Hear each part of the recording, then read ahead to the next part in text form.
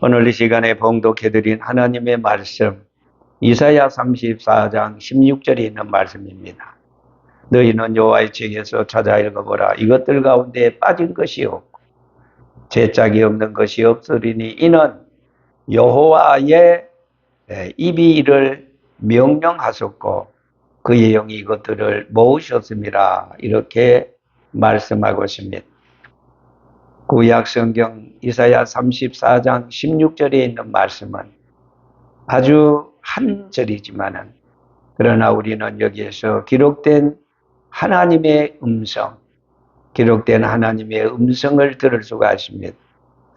여러분, 신구약 성경은 하나님의 말씀인데 이 하나님의 말씀이라는 것은 선지자를 통해서 사도들을 통해서 우리에게 주신 하나님의 음성과 같다, 이 말씀인 것입니다. 오늘은 하나님의 말씀인 성경의 건의 문제에 대해서 예수님께서 어떻게 말씀하셨는지 우선 첫째로 생각해 보고자 합니다. 하나님의 말씀 요한복음 5장 33절 말씀에 너희가 요한에게 사람을 보내매 요한이 진리에 대하여 증거하셨다 그랬습니다. 나는 사람에게서 증거를 취하지 아니하노라. 내게는 요한의 증거보다 더 큰 증거가 있으니라고 하셨습니다. 여러분, 예수 그리스도는 세상의 빛이기 때문에 다른 어떤 증거가 필요 없는 것입니다. 왜냐하면 예수 그리스도는 자신의 강체로 말미암아 본질을 표시하고 있기 때문인 것입니다. 여러분, 태양빛은요, 전기불의 증거를 받을 필요가 없습니다. 예수님께서 원하신 이 신구약 성경의 건의 문제는 사람에게서 온 것이 아닙니다. 하나님께로부터 온 것입니다. 그렇기 때문에 성경의 건의의 인정도 인간적인 것이 아니고 신적인 것이라야 한다는 사실입니다. 오늘 우리 칼빈주의에서는 성경의 건의를 말씀 자체가 증거하고 있다, 이렇게 말합니다. 히브리 3장 7절 말씀에는 그러므로 성령이 이르신 바와 같이 오늘날 너희가 그의 음성을 듣거든, 이렇게 말씀했습니다. 사도행전 4장 25절에도 또 주의 종 우리 조상 다윗의 입을 의탁하사 성령으로 말씀하시기를, 이렇게 말씀했습니다. 이 말씀의 뜻은 하나님께서 다윗의 입을 의탁하여 말씀하셨지만 그것은 곧 성령께서 말씀하신 것이라, 이 말씀인 것입니다. 자, 오늘 또 성경이 하나님의 말씀되는 증거는 성령의 내적 조명 없이는 성경을 보아도 절대로 깨달을 수가 없습니다. 그렇습니다. 하나님께서만 인간에게 바로 증거하시기 때문에 성령님께서 내적인 증거를 주시기까지는 인간의 마음속에 확신 있게 받아들일 수가 없습니다. 다시 말해서 성경은 하나님의 성령의 감동으로 기록되었기 때문에 하나님께서 선지자들에게, 사도들에게 의탁한 이 메시지를 우리 마음속에 확신 있게 받아들일 수 있도록 성령께서 역사하신다는 사실인 것입니다. 자, 신약 성경 우리가 잘 아는 디모데후서 3장 16절에 모든 성경은 하나님의 감동으로 된 것으로 교훈과 책망과 바르게 함과 의로 교육하기에 유익하니라고 하였습니다. 여기 감동이라는 말은 헬라 말로 데오푸누스 토스라고 말합니다. 이 헬라어 데오푸누스 토스라고 이 말하는 이것은 하나님의 창조적 기운의 산물이라는 사실입니다. 하나님께서 인간을 창조하실 때 생기를 불어넣은 것과 같이 하나님의 말씀을 기록할 때도 같은 방법으로 역사하셨다는 사실입니다. 다시 디모데후서 3장 16절에 여기 모든 성경은 그랬습니다. 성경 각 부분을 포함한 전체 1118장을 말합니다. 베드로후서 1장 19절에는 또 우리에게도 확실한 예언이 있어 어두운 데 비치는 등불과 같으니 날이 새어 새별이 너희 마음에 떠오르기까지 너희가 이것을 주의하는 것이 가하다 하였는. 베드로는 자기 변화산상에서 예수님의 영광을 본 경험을 말하고 이것보다 더 중요한 것은 예언의 말씀이라고 강조했습니다. 자, 그렇습니다. 오늘날 우리들의 신앙생활에 있어서도 경험적인 신앙, 이 체험, 그보다 더 중요한 것은 바로 성경 말씀 그 자체인 것입니다. 18세기 초역까지만 하더라도 세독자의 이 신앙은 의뢰이 하나님의 말씀인 성경의 표준을 두었습니다. 성경의 근거를 두었습니다. 트러스트 스탠다드 베이스. 오늘 여러분 우리의 신앙의 모든 기준과 표준은 다름 아닌 성령의 감동으로 기록된 하나님의 말씀, 바로 이 성경인 것입니다. 성경의 거린을 무시하고 인간 내부의 정서에다 표준을 둔다고 오늘 자유주의 신학자들은 그렇게도 말하고 있습니다. 기독교의 신앙의 획기적인 변동을 일으켰던 자유주의 신학자 데브와도 같은 이 시라엘 마커. 여러분, 우리의 이 신앙은 바로 성경 그 자체, 그것이 우리에게 기준이 되어야 되고 그것이 우리에게 표준이 되어야 됩니다. 윤리나 철학이나 도덕이나 과학이나 그런 것들이 우리 신앙생활의 표준이 될 수 없다는 사실입니다. 성경의 권위를 무시하고 인간 내부의 정서에다가 표준을 두려고 하는 오늘 현대 자유주의 신학자들이 많습니다. 일점 미rek도 없어지지 아니하는 정확한 무오한 하나님의 말씀인 성경에서 이 진리를 찾아야 한다는 사실인 것입니다. 여러분, 오늘 기독 신자의 공동 경험을 우리는 표준이라고 생각을 하였습니다. 그렇기 때문에 앞서서 말씀드린 시라엘 마커, 이 사람은 성경의 권위를 인간의 어떤 감정으로 대치하였던 것입니다. 우리가 만일 시라엘 마커의 말을 긍정한다면은 우리의 신앙은 절대적인 것이 못 되고 상대적인 것이 될 수밖에 없다는 사실. 왜냐하면은 인간의 감정은 흐르는 물과도 같아서 주위의 환경을 따라 변하기 때문입니다. 여러분, 예술은 시대를 따라 변하지만 신앙은 그렇지 않습니다. 예수 그리스도는 어제나 오늘이나 영원토록 동일합니다. 환경과 입장과 처지 따라서, 시간 따라서, 감정 따라서 변할 수가 없는 것입니다. 그래서 성경을 보면은 1.1 핵도 그날까지 없어지지 아니한다. 왜? 하나님은 영원 무변하기 때문인 것입니다.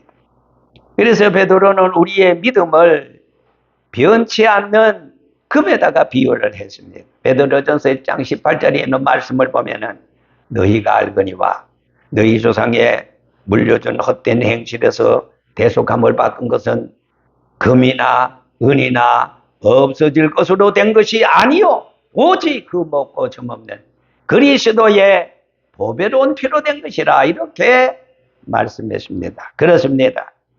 베드로전서 1장 7절에 너희의 믿음의 확실함은 불로 연단하여도 없어질 금보다가 더 귀하여 그리스도께서 나타나실 때 칭찬과 영광과 존귀를 얻게 할 것이라 그랬습니다.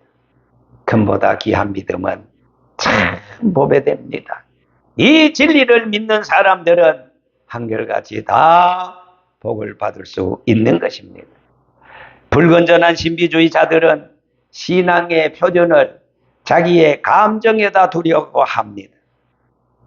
앞서서 말씀드린 대로 이 자유주의자들은 인간의 이성에다가 두려고 합니다. 전자는 무식한 사람들 중에 많고 후자는 유식한 사람들 중에 많습니다. 자, 그러면은 오늘 칼빈주의자들은 성경에다가 신앙의 표준을 둔 오늘 우리 성도들은 인간의 지성이나 감정을 무시하지는 않지만은 그러나 기독교의 권위를 개인의 신앙의 기준과 표준을 성경에다가 신구약 성경 1189장에다가 두어야 한다는 사실은 변함이 없습니다. 어떤 사람이 왜 당신은 성경을 믿느냐고 묻는다면은 여러분들은 어떻게 대답할 것입니까? 한마디로 하나님의 말씀이기 때문에 믿는다고 그렇게 정직하게 대답할 수 있어야 합니다.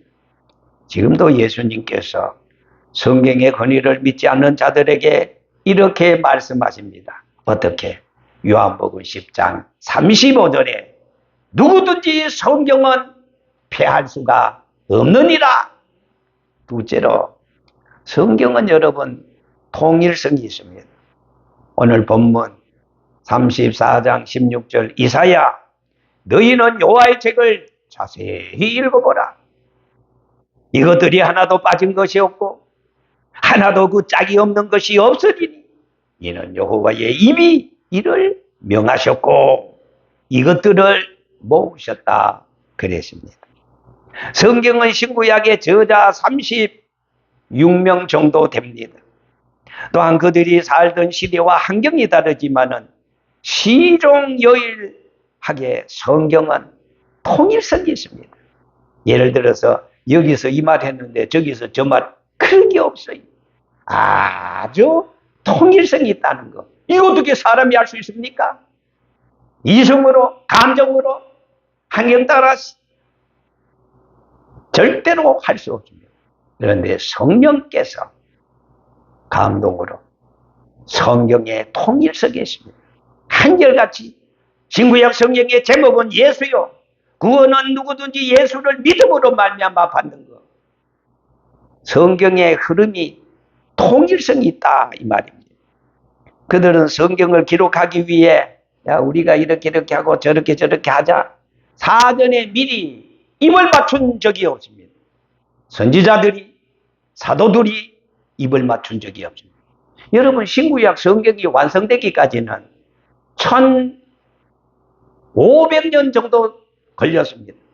그리고 예수님께서 신약 성경을 보니까 예수님 죽으시고 AD 50년에서 100년까지 한 100년 그리고 BC 예수 오시기 1400년 그리고 전부터 그러니까 구약 성경의 선지자들이 1400년 그러면 신약의 사도시대 한 100년 그럼 1500년 여러분 1500년 전에 선지자들이 하는 말이나 예수님 AD 사도시대 그때 사도들이 말한 말이나 하나님의 사랑의 하나님의 말씀은 희한하지요. 통일성이 있어요. 구약의 모세가 구약의 엘리야가 구약의 이사야가 구약의 이사야 선지자가 이렇게 말했는데 신약시대 사도들이 그 구약시대 선지자들이 영감을 받아 말한 것을 그때는 그래서 그래 틀렸어 없습니다. 똑같이 성경에 통일성이 되어 있다는 거예요. 놀랍지 않습니까? 신기하지 않습니까? 그렇기 때문에 신구약 성경은 예수님 아까 말씀하신 대로 요한복음 10장 35절 성경은 피할 수가 없다. 짝이 있어요. 제가 한 5, 6년 전에 개인적으로 코로나 때 좀 어려움을 당하고, 그래서 제가 정말 하나님께서 남은 사명을 위해서 저에게 건강을 회복시켜 주었어요. 그리고 나와서 3개월 만에 구원의 돌이라는 책을 썼는데, 놀라운 사실은 구약 성경과 신약 성경이 착착착착 짝이 맞아요. 놀라운 사실이 아닙니까? 그것이 바로 제가 쓴 구원의 도리에 보면은 그대로 제가 연결시켰는데, 제가 쓰면서도 야, 정말로 이러기 때문에 성경은 잡지책이 아니구나, 신문이 아니구나, 소설책이 아니구나, 철학책이 아니구나, 과학책이 아니구나, 누구의 음성? 기록된 하나님의 음성이구나, 하나님의 말씀이구나. 저는 더욱더 확신을 가지게 되었습니다. 앞서서 말씀드린 대로 그들은 1400년 전에 선지자들이나 AD 100년 시대 사도시대의 사람들이나, 자, 우리가 이런 문제 이렇게 합시다, 미리 입을 맞춘 적이 없어요. 그런데 신기하게 착착착착 짝이 있다는 거, 이 자체가 성경은 기록된 하나님의 음성이기 때문입니다. 하나님의 말씀이기 때문인 것입니다. 이 말씀은 천지가 없어져도 1.1획도 없어질 수 없다는 사실입니다. 자, 여러분, 성경의 각 부분은 마치 말하자면은 한 건물을 구성하고 있는 돌과도 같습니다.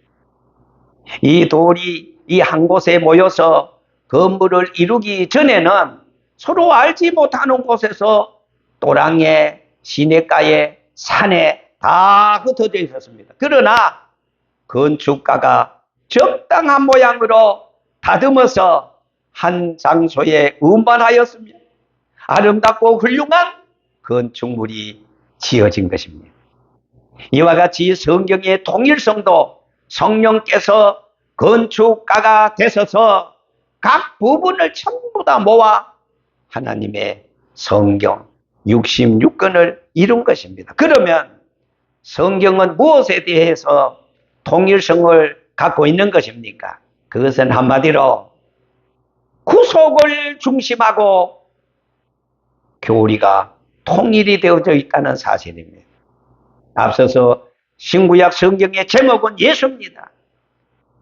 예수의 탄생, 예수 십자가의 죽음, 3일 만에 예수의 부활, 그리고 예수의 승천, 4가지가 과거 완료로 다 이루어졌습니다.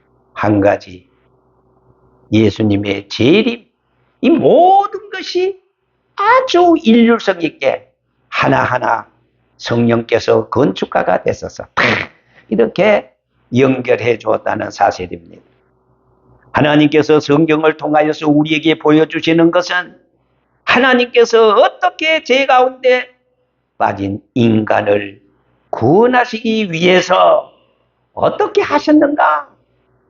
대속하시고 대신 십자가에 죽으시고, 내가 내 죄 때문에 죽어야 하는데 예수님께서는 내 죄를 십자가에 다 대속해 주시고, 그 사실을 믿는 자에게 구원의 놀라운 은혜를 베풀어 주셨던 것입니다. 그런 거로 성경은 구원에 이르는 뭐가 있다? 지혜가 있게 했다 그랬습니다. 우리가 성경을 상고하는 것은 과학이나 문학을 배우기 위해서가 아닙니다. 구속은 피 흘림 없이는 사심이 없다고 하시는 말씀처럼, 자, 히브리 9장 22절에 뭐라고 말씀했습니까? 창세기, 이 창세기에서부터 계시록까지 여러분 한 줄의 붉은 피가 흐르고 있습니다. 그 피는 예수의 피인 것입니다. 우리 찬송가의 가사처럼 그 피가 마음속에 큰 증거됩니다. 누구도 부인할 수가 없습니다. 또한 피 줄기는 인격적인 생명의 희생을 상징한 것입니다. 자, 그러면은 그 인격적인 존재는 누구이겠습니까? 바로 예수 그리스도인 것입니다. 제가 개인적으로 이런 찬송을 참 좋아하는데, 우리 아까 불렀던 257장, 찬송. 참 그것도 은혜스럽죠. 저는 그 중에서도 제가 은혜 받고 3절을 좋아해요. 누구 같은, 나 같은 죄인이 뭐를 받아? 용서함 받아.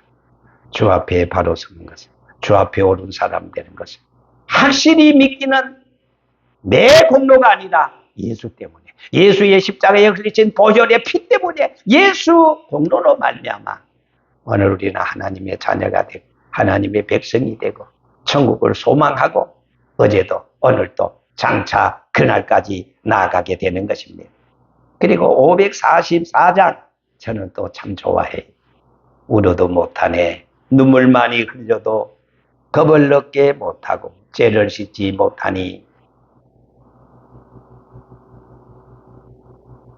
여기 보면은 후렴에 십자가에 달려서 예수 고난 당했네. 나를 구원하시리 누구? 예수밖에 없네. 힘써도 못하네. 말과 뜻과 행실이 깨끗하고 착해도 다시 나게 못하니 힘써도 못하네. 십자가에 달려서 예수 고난 당했네. 나를 구원하시니 예수밖에 없네. 그런데 4절에 보니까 자, 믿으면 하겠네. 울어도 못해요. 힘써도 못해요. 참아도 못해요. 그러나 되는 게 딱 하나 있어. 누구? 나를 위해서 십자가에 내 죄를 대속하신 그 예수를 영접하고 예수를 믿으면 하겠네. 믿으면 구원을 받겠네.